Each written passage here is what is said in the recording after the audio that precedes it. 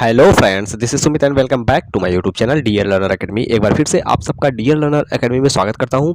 आज हम बात करने वाले हैं एग्जामपुर के महाभारत सीरीज के हिंदी के दूसरे प्रैक्टिस सेट की। मतलब अपने वीडियो का जो हम हिंदी का वीडियो बना रहे हैं उसमें आज हम दूसरी वीडियो लेकर आ रहे हैं जिसमें हम बात करेंगे संधि की और भी अनेक टॉपिकों की। ठीक है, संधि से संबंधित जितने भी इंपॉर्टेंट क्वेश्चंस महाभारत सीरीज में विवेक सर के द्वारा लॉन्च किए गए हैं उन सब का सॉल्यूशन हम इस वीडियो में देखने वाले हैं।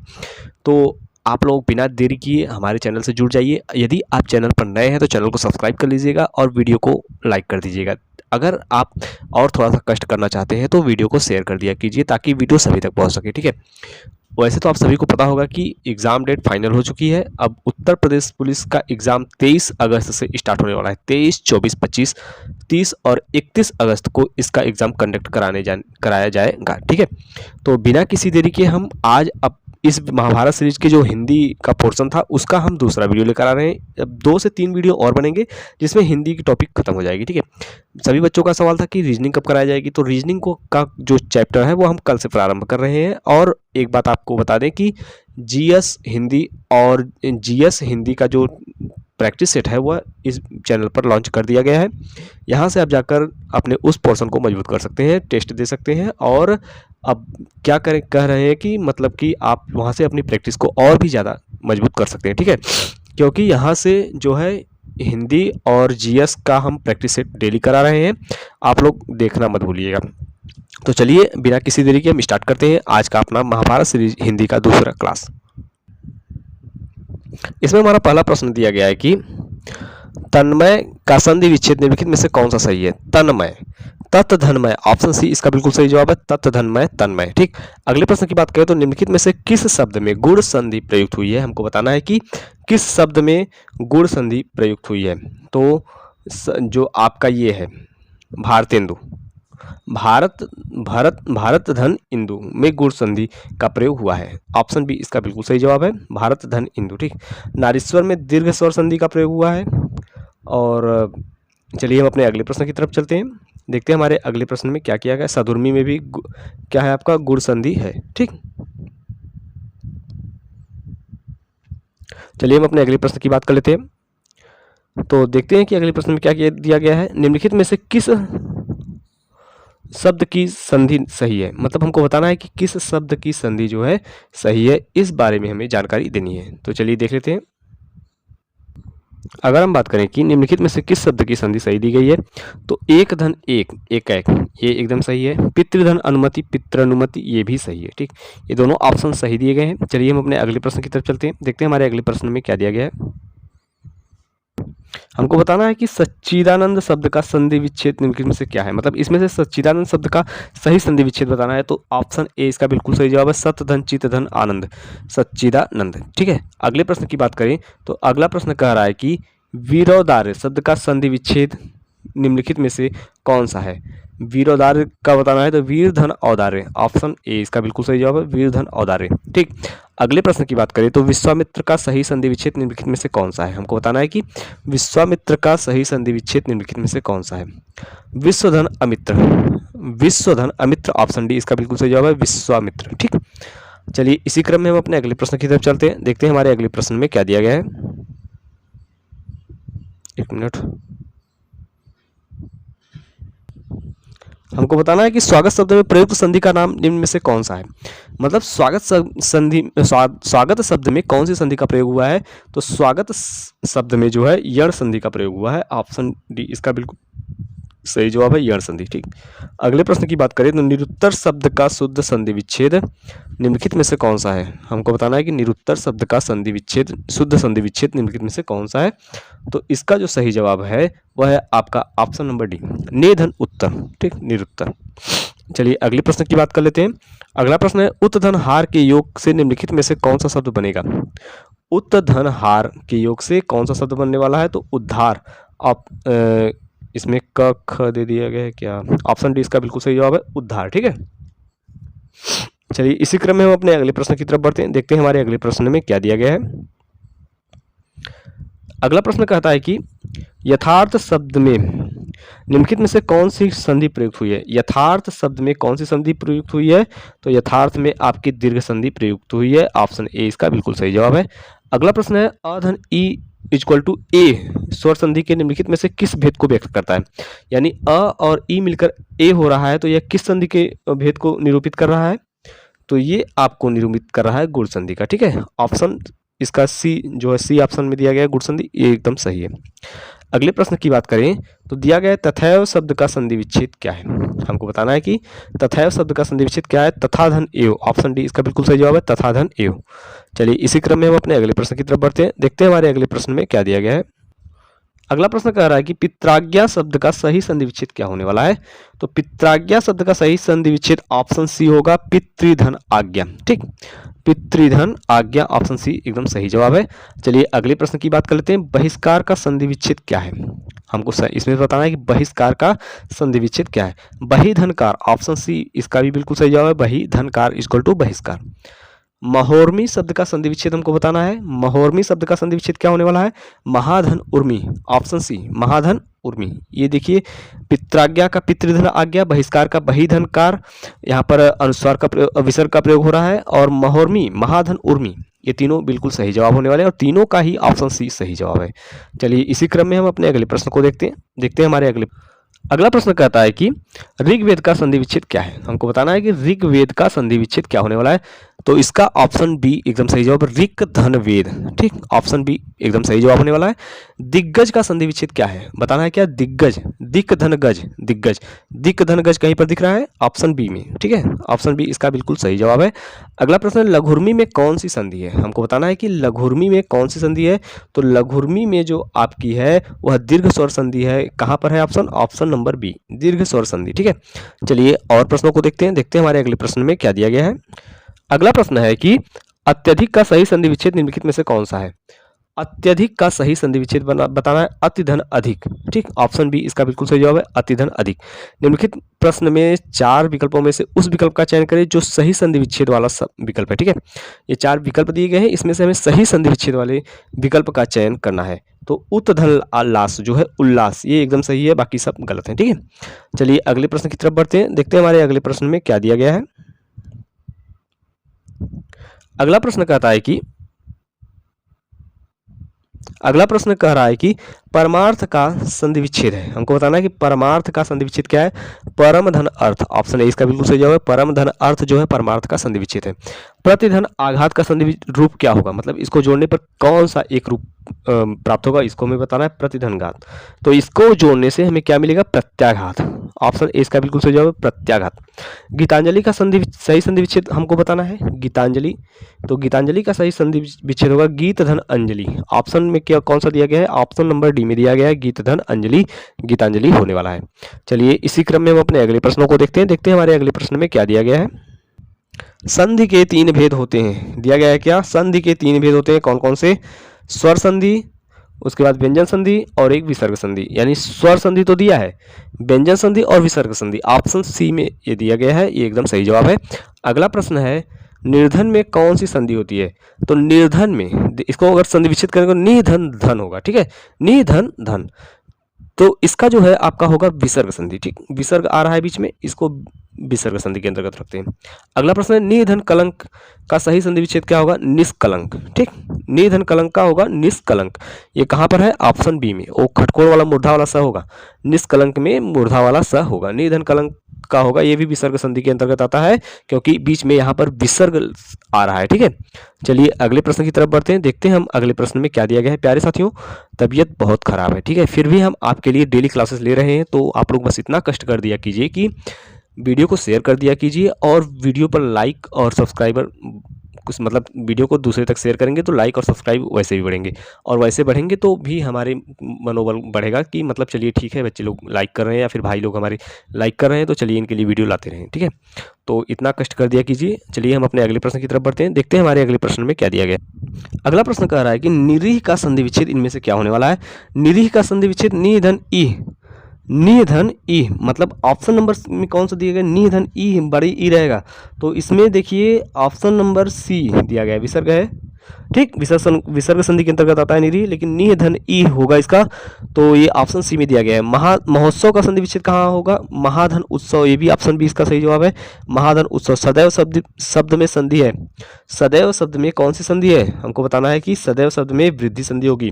ठीक, वृद्धि संधि अगले पेज में आएगा, 1 मिनट। अगर बात करें सदैव शब्द में कौन सी संधि है, तो वृद्धि संधि होगी। ठीक है, सूर्योदय में कौन सी संधि है? हमको बताना है कि सूर्योदय में कौन सी संधि है, तो सूर्योदय में भी गुण संधि है आपकी। ठीक, अगला प्रश्न कह रहा है कि निम्नलिखित प्रश्न में 4 विकल्पों में से उस विकल्प का चयन करें जो सही संधि विच्छेद वाला विकल्प है। सुक्ति, सुधन उक्ति। ठीक, सुधन उक्ति कौन सी ऑप्शन है? ऑप्शन नंबर ए होगा, सुक्ति का सुधन उक्ति, ऑप्शन ए इसका सही जवाब है। चलिए इसी क्रम में हम अपने अगले प्रश्नों को देखते हैं हमारे अगले प्रश्न में। अगले प्रश्न में प्रश्न है हमारा 32। इसमें बताना है कि धर्मात्मा का सही संधि विच्छेद क्या होने वाला है। धर्मात्मा के बारे में बताया गया है, तो चलिए इसके जो ऑप्शंस हैं वो अगले पेज में दिए गए हैं, उसको हम देखते हैं। तो धर्मात्मा दिया गया है क्या? धर्मात्मा का हमें संधि विच्छेद बताना है, तो धर्म धन आत्मा। ठीक, धर्म धन आत्मा, ऑप्शन नंबर बी में दिया गया है, धर्म धन आत्मा, ये भी इसको बिल्कुल सही जवाब है। अगला प्रश्न है निम्नलिखित में से 4 विकल्पों में से, निम्नलिखित 4 प्रश्न के 4 विकल्पों में से उस विकल्प का चयन करें जो सही संधि विच्छेद वाला शब्द है। नारीच्छा, नारी धन इच्छा, नारीच्छा का संधि विच्छेद करेंगे तो नारी धन इच्छा, यानी ऑप्शन ए इसका प्राप्त होगा। ठीक है, अगले प्रश्न की बात करें, प्रतिधन आघात का संधि रूप क्या होने वाला है। अभी देखिए ये प्रश्न रिपीटेड है, प्रतिधन आघात का संधि विच्छेद संधि रूप क्या होने वाला है, तो प्रत्याघात, ऑप्शन नंबर ए इसका बिल्कुल सही जवाब है, प्रत्याघात। ठीक है, प्रत्याघात कहाँ पर गया, ये हो गया प्रत्याघात। प्यारे साथियों, हमने संधि को बहुत ही अच्छे तरीके से कवर किया है। ठीक है, आप लोगों को पता होना चाहिए कि संधि जो जितने भी क्वेश्चंस महाभारत सीरीज में दिए गए हैं वो सब हम कवर कर चुके हैं। अब हम बात करने वाले हैं उपसर्ग और प्रत्यय की। देखिए महाभारत सीरीज का संधि चैप्टर खत्म हो चुका है, जितने भी क्वेश्चंस वहां से बन सकते थे, जिनका सोल्यूशन आपको चाहिए था, वो सब हम कर चुके हैं। अब बात करेंगे हम किसकी, उपसर्ग और प्रत्यय की। चलिए देखते हैं कि उपसर्ग और प्रत्यय में किस टाइप के क्वेश्चन बने हैं और उनको हमें सोल्यूशन इसका कैसे देना है। ठीक है, चलिए देखते हैं। हम प्रारंभ करने जा रहे हैं उपसर्ग और प्रत्यय। देखते हैं कि उपसर्ग और प्रत्यय में महाभारत सीरीज के जितने भी क्वेश्चन बन रहे हैं वह सब हम इस वीडियो में उसका सॉल्यूशन देने वाले हैं। तो चलिए स्टार्ट करते हैं। आज का पहला प्रश्न है कि निम्नलिखित में से किस शब्द में निर उपसर्ग प्रयुक्त नहीं हुआ है। हमको बताना है कि निर उपसर्ग किसमें प्रयुक्त नहीं हुआ है, तो निराला, ऑप्शन बी इसका दिया गया है, जिसमें निर उपसर्ग जो है प्रयुक्त नहीं हुआ है, निराला में। ठीक है, बाकी शेष में निर उपसर्ग प्रयुक्त हुआ है। अगला प्रश्न है कि स्वागत में निम्नलिखित में से कौन सा उपसर्ग लगता है। तो स्वागत में आप सभी को पता होगा कि बहुत पहले से पढ़ते आ रहे हैं, सु उपसर्ग लगा हुआ है। ठीक है, ऑप्शन ए इसका बिल्कुल सही जवाब है, सु उपसर्ग। अगला प्रश्न कहता है कि निम्नलिखित में से किस शब्द में अव उपसर्ग का प्रयोग हुआ है। तो अव उपसर्ग का प्रयोग किसमें हुआ है, ये हमको बताना है। तो अवाप्ति में अव उपसर्ग का प्रयोग हुआ है। ठीक है, देखिए उपसर्ग और प्रत्यय को जब हम अलग करते हैं तो दोनों का एक निरर्थक शब्द बनना चाहिए। ठीक है, अवाप्ति को अगर हम अवधन चन करेंगे, इसका कोई अर्थ नहीं बन रहा है। ठीक है, अवाप्ति, अवधन, आपति, दोनों का ही अलग उपसर्ग हो रहा है। ठीक है, अलग शब्द अर्थ निकल रहा है। तो चलिए अगले प्रश्न की बात कर लेते हैं। अगला प्रश्न दिया है कि निम्नलिखित में से किस शब्द में उपसर्ग नहीं है। हमको बताना है कि किस शब्द में उपसर्ग नहीं है, तो इसका जवाब हमको देना है। तो 4 का जो ऑप्शन नंबर बी है, नक्टा, इसमें उपसर्ग का प्रयोग नहीं हुआ है, ऑप्शन नंबर बी इसका सही जवाब है। शेष पर्यटन में परि उपसर्ग है। ठीक, संकल्प में सम उपसर्ग है और हमराज में हम उपसर्ग है। ठीक है, लेकिन नक्टा में कोई भी उपसर्ग नहीं है। चलिए अगले प्रश्न की बात कर लेते हैं। अगला प्रश्न कह रहा है कि पुरोहित शब्द में निम्नलिखित में से कौन सा उपसर्ग लगा है। तो पुरोहित में पुरः उपसर्ग लगा है। ठीक है, इसमें विसर्ग संधि है, पुरः उपसर्ग लगा है, ऑप्शन बी इसका बिल्कुल सही जवाब है, 5 का ऑप्शन नंबर बी। चलिए इसी क्रम में हम अपने अगले प्रश्नों को देखते हैं हमारे अगले प्रश्न में। अगला प्रश्न है कि पावक शब्द में प्रयुक्त प्रत्यय निम्नलिखित में से कौन सा है।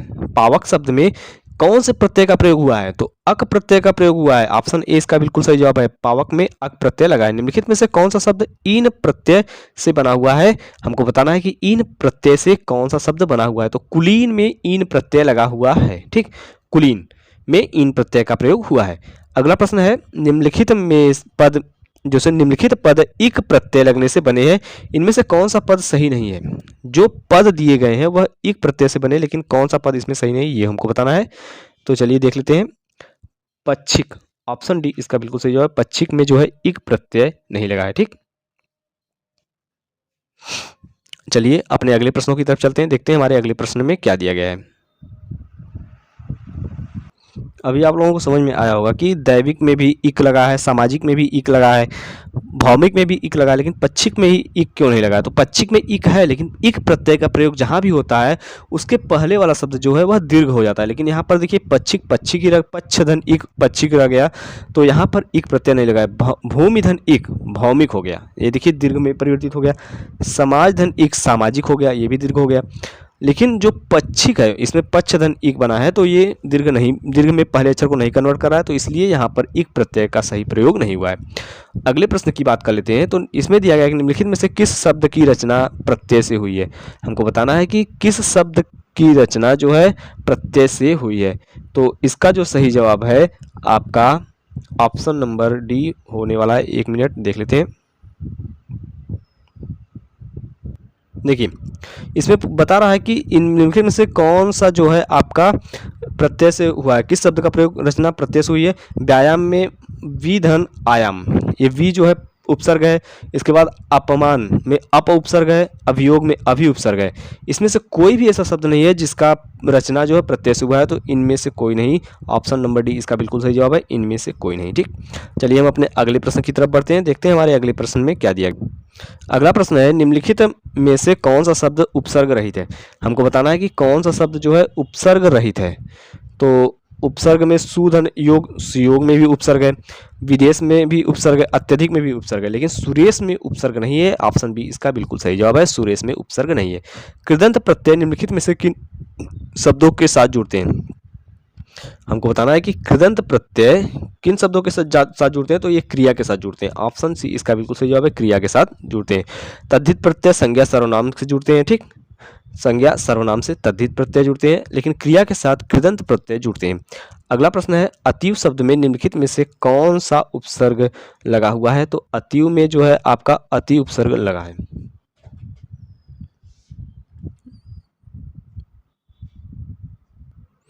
अगले प्रश्न की बात करें तो किस शब्द में ल प्रत्यय रूप में नहीं आया है? किस शब्द में ल प्रत्यय रूप में नहीं आया है हमको ये बताना है। तो जो ल प्रत्यय के रूप में नहीं आया है उसमें है विमल। ऑप्शन नंबर सी इसका सही जवाब है, विमल जो है प्रत्यय के रूप में इसमें ल नहीं लगा हुआ है, ये शब्द के रूप में आया है। ठीक है, अगले प्रश्न की बात करें तो अगला प्रश्न कर रहा है कि इन प्रत्यय का प्रयोग किस शब्द में हुआ है? हमको बताना है कि इन शब्द प्रत्यय का प्रयोग किसमें हुआ है? तो पुजारिन। ऑप्शन ए इसका बिल्कुल सही जवाब है, पुजारिन में इन प्रत्यय लगा हुआ है। चलिए इसी क्रम में हम अपने अगले प्रश्न की तरफ बढ़ते हैं, देखते हैं हमारे अगले प्रश्न में क्या दिया गया है। अगला प्रश्न है कि किस शब्द में इत प्रत्यय है? इसके जो ऑप्शन है वो दूसरे पेज पे दिए गए हैं। चलिए देखते हैं इत प्रत्यय से बना शब्द कौन? तो इत प्रत्यय से बना शब्द प्रोत्साहित है। ऑप्शन बी इसका बिल्कुल सही जवाब है, प्रोत्साहित जो है इत प्रत्यय शब्द से बना हुआ है। अत्याचार शब्द में उपसर्ग क्या है? हमको बताना है कि अत्याचार शब्द में क्या उपसर्ग लगा है? तो अति उपसर्ग अत्याचार में लगा हुआ है। किस शब्द में कु उपसर्ग नहीं है? हमको बताना है किस शब्द में कु उपसर्ग नहीं है। तो कुशल में कु उपसर्ग नहीं है, कुरूप में है, कुकर्म में है, कुचाल में है, लेकिन कुशल में कु उपसर्ग नहीं लगा हुआ है। अगला प्रश्न है निम्नलिखित में 4 विकल्पों में से उस विकल्प का चयन करें जो प्रत्यय से बना है। हमको बताना है कि इसमें से कौन सा विकल्प प्रत्यय से बना है, उस विकल्प का चयन करना है। तो जादूगर जो है प्रत्यय से बना है।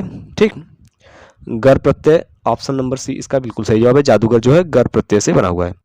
चलिए इसी क्रम में हम अपने अगले प्रश्न की तरफ बढ़ते हैं, देखते हैं हमारे अगला प्रश्न कहता है कि निम्नलिखित प्रश्न में 4 विकल्पों में से उस विकल्प का चयन करें जो उपसर्ग से बना शब्द नहीं है। जो उपसर्ग शब्द से बना शब्द नहीं है, हमको उस विकल्प का चयन करना है। तो इसमें उपसर्ग शब्द से बना शब्द कौन सा नहीं है? पुनर्जन्म में पु उपसर्ग है। ठीक, पुनः उपसर्ग है। उसके बाद आजीवन में आ उपसर्ग है। ठीक, दिखावा में आवा प्रत्यय लगा हुआ है, और कुधर्म में कु उपसर्ग है। ठीक, ये दिखावा जो है वह उपसर्ग से बना हुआ नहीं है, आवा प्रत्यय लगा हुआ है। ऑप्शन डी इसका बिल्कुल सही जवाब है, जो दिखावा है यह प्रत्यय से मिलकर बना हुआ है, उपसर्ग इसमें नहीं है। बाकी शेष में जो है उपसर्ग लगा हुआ है। ठीक, अगले प्रश्न की बात करें तो निम्नलिखित प्रश्न में 4 विकल्प में दिए गए है जिनमें से एक शब्द दिए गए शब्द का सही तद्भव रूप है। हमको बताना है कि इसमें से कौन सा एक सही तद्भव रूप है। ठीक, तो इसके ऑप्शन सब गलत हैं। चलिए इस प्रश्न को छोड़ते हैं, अगले प्रश्न की बात कर लेते हैं। अगला प्रश्न है क्या कह रहा है कि अगला प्रश्न है हमारा बैठक शब्द में कौन सा प्रत्यय है? अक प्रत्यय, बैठक में अक प्रत्यय लगा हुआ है, ये आपको ज्ञात होना चाहिए। अगला प्रश्न है कि प्रत्येक शब्द में कौन सा उपसर्ग है, प्रत्येक शब्द में कौन सा उपसर्ग है, प्रति उपसर्ग लगा हुआ है, ऑप्शन बी इसका बिल्कुल सही जवाब है। चलिए इसी क्रम में हम अपने अगले प्रश्न की तरफ बढ़ते हैं, देखते हैं हमारे अगले प्रश्न में क्या दिया गया है। अगला प्रश्न कहता है कि खिलौना शब्द में मूल शब्द क्या है, तो खिलौना में मूल शब्द खेल है, ठीक। खिलौना में मूल शब्द क्या है, खेल है, ऑप्शन बी इसका बिल्कुल सही जवाब है, खेल, ठीक। अगला प्रश्न है लिखावट में प्रत्यय क्या है, हमको बताना है कि लिखावट में क्या प्रत्यय है, आवट प्रत्यय है, ऑप्शन डी इसका बिल्कुल सही जवाब है। अनु उपसर्ग से बना शब्द कौन सा है, सबको बताना है कि अनु उपसर्ग से बना शब्द कौन सा है, अनुचर, ऑप्शन ए इसका बिल्कुल सही जवाब है। अनुचर जो है अनु उपसर्ग से बना हुआ शब्द है, ठीक। अनुपमा में उपमा प्रत्यय है, ठीक। और उसके बाद अनुत्तर में अनुधन उत्तर, अनुत्तर, अनधन उत्तर है। उसके बाद आप कह सकते हैं कि अंतर में कोई भी प्रत्यय नहीं है, उपसर्ग नहीं है। और इसमें अनुचर में अनुधनचर, ठीक। अनु उपसर्ग जो है ऑप्शन ए में जुड़ा हुआ है। अगला प्रश्न है सम उपसर्ग से बना शब्द कौन सा है, हमको बताना है कि सम उपसर्ग से बना शब्द इसमें से कौन सा है, तो संयोग जो है सम उपसर्ग से बना हुआ शब्द है, सम धन योग संयोग, ठीक। चलिए अगले प्रश्न की तरफ चलते हैं, देखते हैं हमारे अगले प्रश्न में क्या दिया गया है। अगला प्रश्न कहता है कि रंगीला शब्द में किस प्रत्यय का प्रयोग हुआ है, ठीक। हमको बताना है कि रंगीला शब्द में किस प्रत्यय का प्रयोग हुआ है, तो रंगीला में जो है ईला प्रत्यय का प्रयोग हुआ है, ऑप्शन नंबर डी इसका बिल्कुल सही जवाब है। अगला प्रश्न, निम्नलिखित प्रश्न में 4 विकल्पों में से उस विकल्प का चयन करें जो प्रत्यय से बना है, तो उस विकल्प का प्रयोग करना है जो हम प्रत्यय से बना हुआ है, तो प्रत्यय से बना हुआ शब्द कौन सा है, जादूगर, ऑप्शन सी जादू धनगर, ठीक। ये जादूगर जो है प्रत्यय शब्द से मिलकर बना है, गर प्रत्यय से मिलकर बना हुआ है। चलिए हम आगे देखते हैं कि हमारे आगे प्रश्न में क्या दिया गया है। अगला प्रश्न कहता है कि निम्नलिखित प्रश्न में 4 विकल्पों में से उस विकल्प का चयन करें जो प्रत्यय से नहीं बना है। हमको बताना है कि कौन सा शब्द जो है प्रत्यय से नहीं बना, तो परिचय जो है प्रत्यय से नहीं बना हुआ है, शिष्या में आपका आ प्रत्यय है, श्रेणी में नी प्रत्यय है, जबकि दयामय में मैं प्रत्यय है, लेकिन परिचय में कोई भी प्रत्यय नहीं लगा हुआ है। अब प्रत्यय और उपसर्ग का आखिरी प्रश्न है घबराहट में प्रत्यय है, हमको बताना है कि घबराहट में कौन सा प्रत्यय है, तो इसमें जो है आहट प्रत्यय है, घबराहट में आहट प्रत्यय लगा हुआ है। प्यारे साथियों, जितने भी क्वेश्चंस महाभारत समास का हमारा पहला प्रश्न है नवरत्न, एक मिनट, नवरत्न शब्द में निम्नलिखित में से कौन सा समास प्रयुक्त हुआ है, हमको बताना है कि नवरत्न शब्द में कौन सा समास प्रयुक्त हुआ है, तो नवरत्न शब्द में जो है द्विगु समास का प्रयोग हुआ है, ठीक। ऑप्शन ए इसका बिल्कुल सही जवाब है, द्विगु समास, ठीक। संख्या प्लस संज्ञा है, ठीक है, जहां पर संख्या पहले दी रहती है वह द्विगु समास के अंतर्गत आता है। यदि आप समास नहीं पढ़े हैं तो आप जाइए, प्लेलिस्ट में वीडियो पड़ी हुई है, आप वहां से समास को देखकर अच्छे से अध्ययन कर सकते हैं, पहचान सकते हैं। अगला प्रश्न है चंद्रशेखर शब्द में निम्नलिखित में से कौन सा समास प्रयुक्त होता है, चंद्रशेखर शब्द में कौन सा समास प्रयुक्त होता है, हमको ये बताना है। तो द्वंद्व समास में क्या होता है, दोनों पद प्रधान होते हैं, द्विगु समास में उत्तर पद प्रधान होता है, कर्मधारय समास में उत्तर पद प्रधान होता है, बहुब्रीहि समास में क्या होता है कि इसमें न तो उत्तर प्रधान होता है न तो प्रथम प्रधान होता है, इसका कोई तीसरा प्रधान होता है। तो चंद्रशेखर जो है बहुब्रीहि समास के अंतर्गत आता है, ऑप्शन डी इसका बिल्कुल सही जवाब है। अगला प्रश्न है यथारुचि शब्द में निम्नलिखित में से कौन से समास है, हमको बताना है कि यथारुचि शब्द में कौन सा समास है, तो यह है आपका अव्ययी भाव समास, जिसका पहला पद अव्यय होता है, वह अव्ययी भाव समास के अंतर्गत आता है। चलिए अगले प्रश्न की तरफ बढ़ते हैं, देखते हैं हमारे अगले प्रश्न में क्या दिया गया है। हमको बताना है कि निम्नलिखित में से कौन सा बहुब्रीहि समास का उदाहरण है, इन चारों ऑप्शंस में से कौन सा बहुब्रीहि समास का उदाहरण है ये बताना है। तो आप ये एकदम बेसिक सा क्वेश्चन है, सभी बता सकते हैं कि लंबोदर, लंबा है उधर जिसका गणेश भगवान के लिए कहा गया है, यह जो है आपका बहुब्रीहि समास का उदाहरण है।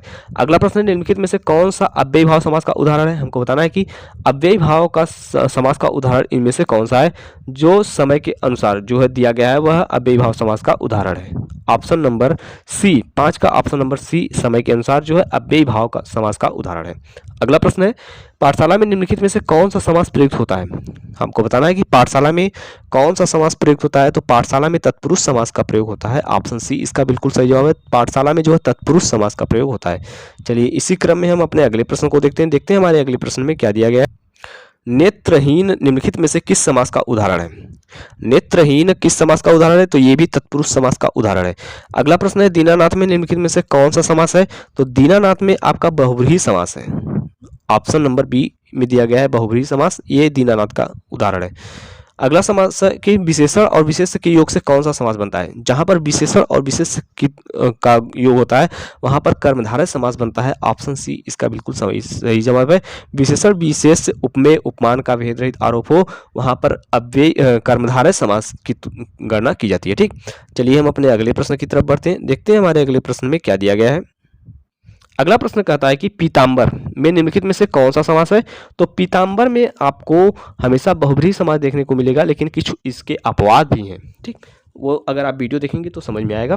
तो चलिए यहाँ पर अभी हमें यही देखना है कि पीताम्बर में निम्नलिखित में से कौन सा प्रयुक्त होता है। तो बहुब्रीहि समास होता है। ठीक है, अगला प्रश्न है जिस समास के दोनों पद अप्रधान होते हैं वहां पर कौन सा समास होता है। तो जिस समास के दोनों पद अप्रधान होते हैं यानी किसी तीसरे पद की तरफ निर्देश करता है तो वहां पर बहुब्रीहि समास होता है। ऑप्शन सी इसका बिल्कुल सही जवाब है। चलिए अगले प्रश्न की तरफ बढ़ते हैं, देखते हैं हमारे अगले प्रश्न में क्या दिया गया है। अगला प्रश्न कहता है कि गगनचुंबी में निम्नलिखित में से कौन सा समास प्रयुक्त होता है। हमको बताना है कि गगनचुंबी में कौन सा समास प्रयुक्त होता है। तो इसमें यहाँ पर तत्पुरुष समास प्रयुक्त होता है। ऑप्शन सी इसका बिल्कुल सही जवाब है।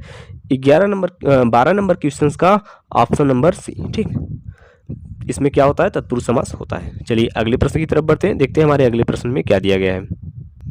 अगला प्रश्न कहता है कि त्रिफला शब्द में निम्नलिखित में से कौन सा समास है। त्रिफला शब्द में द्विगु समास है, क्योंकि यहाँ पहला शब्द जो संख्यावाचक है तो ये त्रिफला शब्द जो है द्विगु समास के अंतर्गत आता है।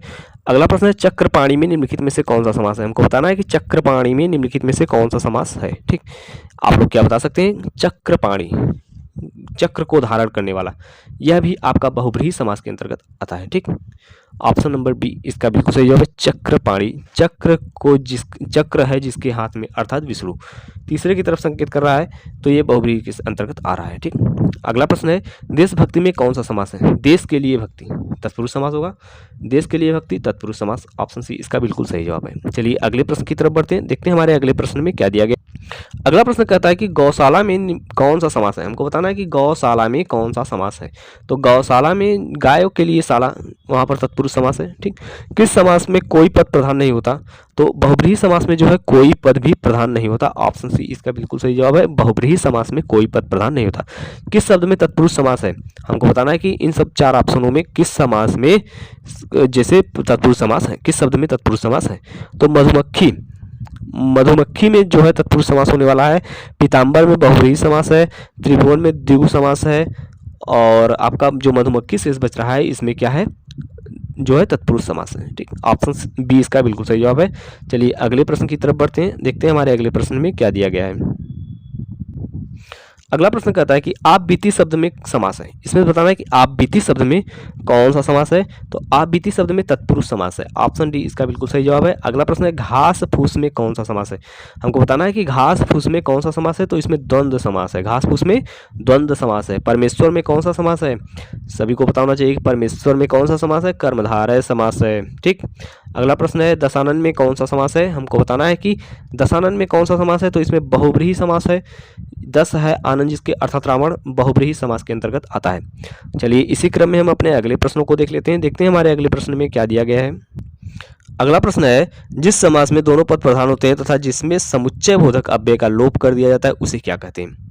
जिस समास में दोनों पद प्रधान होते हैं तथा जिसमें समुच्चय बोधक अव्यय का लोप कर दिया जाता है उसे क्या कहते हैं। तो उसे कहते हैं द्वंद्व समास। ऑप्शन बी इसका बिल्कुल सही जवाब है, द्वंद्व समास।